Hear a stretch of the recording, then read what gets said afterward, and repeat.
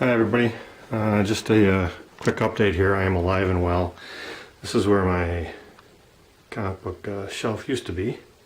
Stuff up on the wall there, now it's going for the grandkids. And I actually did take it apart and moved it in here, along with all my little adornments on the walls there. Reason I'm making this video is because I haven't put one out in a year, and there were 3 people who specifically messaged me and just said, hey, what the heck's going on, man? You okay? You alive? What's going on? That would be After Comics, Gotham Comics, and someone a lot of you people probably don't know. His name is, at least his channel name is Michael Myers. Always leaves me comments, doesn't have any content up about comic books, but he's been leaving me comments for years, and he just said, hey man, where the hell are you? And I hope you're okay. So I'm alive and well. My collecting has changed just a little bit because of 2 reasons, basically. I mainly buy slab books and unslab them, as most of you know. Prices are getting too high for me. Everything that I want is just getting up there. You know, I mean, you're talking about stuff for around $1,000 a book, and in the grades that I want them. So I'm just kind of scaling back. I'm not finding anything that I can stomach spending that much money on. Like I told After Comics, I think I'm back to being a collector who doesn't buy comic books, which is kind of weird, but that's pretty much what it is. ETA Nick had a video out the other day about, there's some of my Hot Wheels from when I was a youngster. Nick had a really good movie out, or video out about how CGC grades books that have 4 staples, and he gave a couple examples of them, and I have the same thing. These were brought off the stand by me. This is a Cap 109, and this one has 4 staples. See the extra ones there.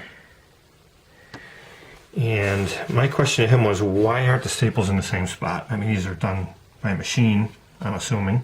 I don't think they have a guy standing there with a giant staple gun stapling all of them. So I was wondering why they weren't in the same spot. This one actually happens to almost be in the same spot, the lower one anyway. Hope you can see that, and the sun's kind of going down here, but there's that one, and the upper one is way off. I hope you can see that. So that one's almost on top of the other one. I just assumed that they would all be on top of them, but they're not.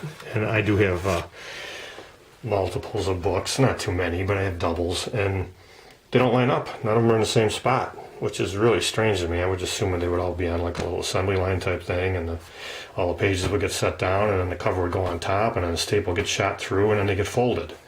But there's a lot of little oddities that happen. This is one that I have also, 105. It's only got, let me think, I can't remember what this one has, but if you can see it, right there, there's a little speck of green there. All right, that is actually from another cover. And you see it better right there. All right, so this book does have 4 staples. Right, there's a staple. It's another staple with what looks like the original cover. And it looks like the same cover because it's green, and right where it lines up is right here where it's green. So for some reason they ripped off the old cover, put a new cover on, but it looks like it went through and wasn't stapled with a cover. You know, so it went through, had 2 staples in it, held together with everything with no cover. But then there was at one point another cover underneath this one. I don't know if it was a double cover and they ripped it off or what they did, but that's just kind of strange. That kind of stuff just kind of bugs me. I don't understand how that could happen, but it happened a lot.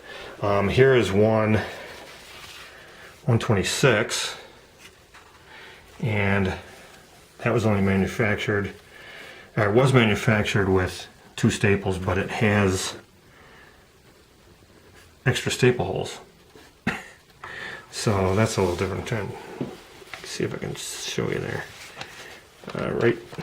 Right here. All right, when I pick it up in the light for you. There's 2 extra holes there, and there's a couple up there. And there's no staples, but there's staple holes. So that's kind of weird. And then Daredevil 111 has 1 staple. I'm sure a lot of guys have seen that, but there's the staple there. Nothing up there, no holes, no nothing. So there's a centerfold. Just the 1 staple there. and nothing up there.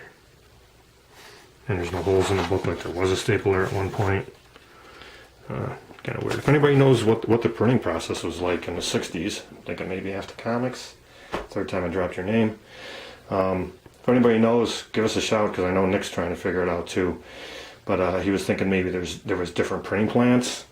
But if someone went through and it didn't have a cover on it, they're going to restaple it at the same plants. Well, why wouldn't the staples go in the same spot? I don't know. That's just kind of weird. But I just want to give a little update on what's going on. I'm still here. I'm still trying to collect. Hopefully I'll put out a couple more videos coming up. I have a bunch of books I want to sell. I like selling them on YouTube because I like them going to you guys, people that I know. We'll see if I get around to that. And a couple other things I might do, but you know me, it might be 6 months till I put another one out. All right, take care, everybody.